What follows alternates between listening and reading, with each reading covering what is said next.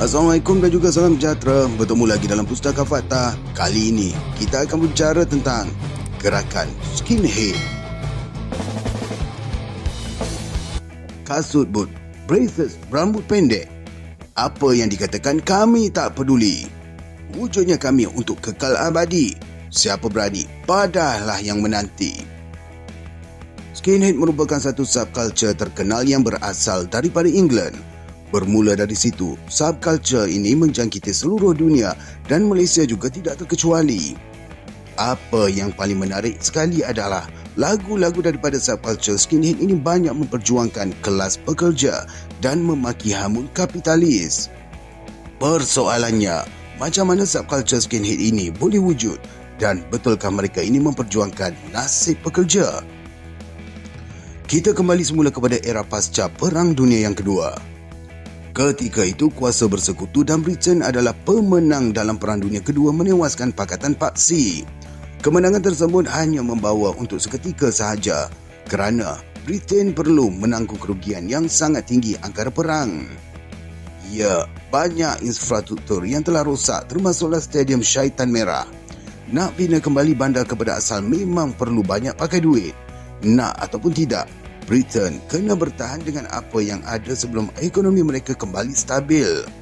Bagi memastikan wang kerajaan cukup untuk itu, British telah laksanakan dasar penjimatan. Apa yang British buat adalah melaksanakan catuan terhadap semua benda.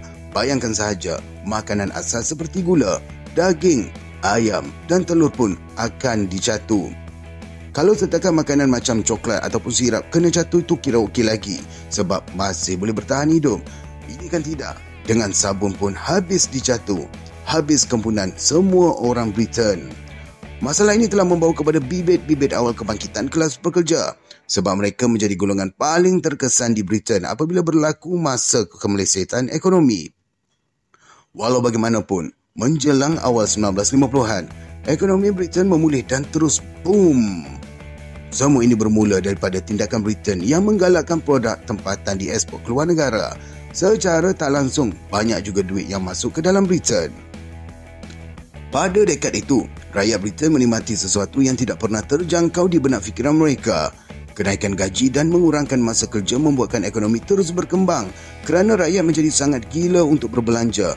Ditambah lagi, Britain juga mengurangkan cukai pendapatan. So, bab kurang dan tak payah cukai ini memang semua rakyat suka. Disebabkan ini semua, rakyat Britain tidak pernah berasa bimbang untuk tukar pekerjaan. Malah pihak majikan pun kalau boleh mahu berikan tawaran yang tinggi bagi mendapatkan pekerjaan yang terbaik. Tu sangkakan panas sampai ke petang. Rupanya gerimis mengundang. Kemakmuran yang dinikmati oleh Britain tampak seperti mahu tamat pada penghujung era 1960-an. Kenaikan kadar inflasi pada tahap sangat tinggi telah melanda Britain. Secara tak langsung, harga semua benda dekat Britain meningkat. Jadi mereka cuba menyelesaikan semua masalah ini dengan menaikkan gaji.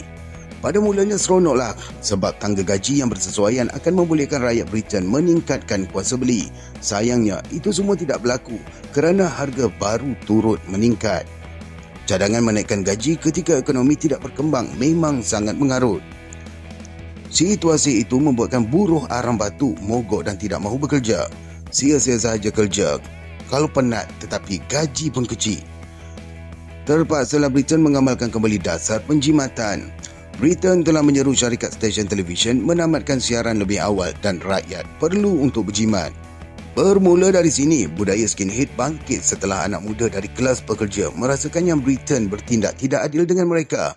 Katanya, Britain lebih mementingkan orang kaya berbandingkan rakyat miskin yang kebanyakannya merupakan kelas pekerja. Tapi Britain bukan tidak langsung membantu, tetapi macam pelik sedikit. Ini kerana wujudnya jurang yang sangat besar di antara elit, pertengahan dan kelas pekerja. Untuk mudah faham, seperti T20, M40 dan B40 sangat berbeza di Britain. Kebanyakan golongan elit dan pertengahan ini tinggal di bandar, manakala kelas pekerja tinggal di PPR yang disediakan oleh Britain. Memang wujud rasa keterasingan di antara ketiga-tiga golongan sebab kurang bergaul. Ditambah lagi, kelas pekerja anggap elit dan pertengahan banyak merampas hak mereka. Apa yang kelas pekerja boleh buat hanyalah bergembira dengan membuat muzik secara DIY. Apa yang kelas pekerja boleh buat hanyalah bergembira dengan buat muzik secara DIY. Maka budaya serta muzik skinhead mula bangkit untuk menzahirkan rasa ketidakpuashatian rakyat kepada pemerintah. Selepas 10 tahun skinhead bermula di England, budaya ini mula menjangkiti seluruh dunia untuk memperjuangkan kelas pekerja. Baik, terima kasih kerana sudi mendengar. Sekiranya ada sebarang saranan ataupun cadangan untuk next episod, kisah-kisah yang perlu saya bacakan, bolehlah tulis di ruangan komen ya. Sehingga kita bertemu dengan next episode.